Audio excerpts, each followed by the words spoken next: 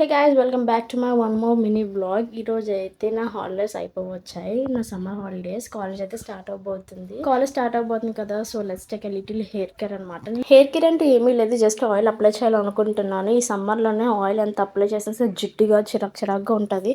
So నేను ఎప్పుడు కూడా ఆయిల్ అనేది నార్మల్గా రాసుకున్నాను, ఇలాగ డబుల్ బాయిలింగ్ ప్రాసెస్లోనే రాసుకున్నాను. నాకు లాంగ్ హెయిర్ అంటే అందరికీ ఇష్టమే, నాకు ఇష్టమే, చాలా ఇష్టం నాకు లాంగ్ హెయిర్ అనేది. కానీ మెయింటైన్ చేస్తే ఉంటుంది సామి, మొత్తం తీరిపోతుంది మెయింటెనెన్స్కి. దానికి ఆయిల్స్ అని తగ్గట్టు ప్రోటీన్ తీసుకోవడం, ఫైబర్స్ అని అది ఇది అని చెప్పేసి చాలానే ప్రాసెస్ ఉంటుంది.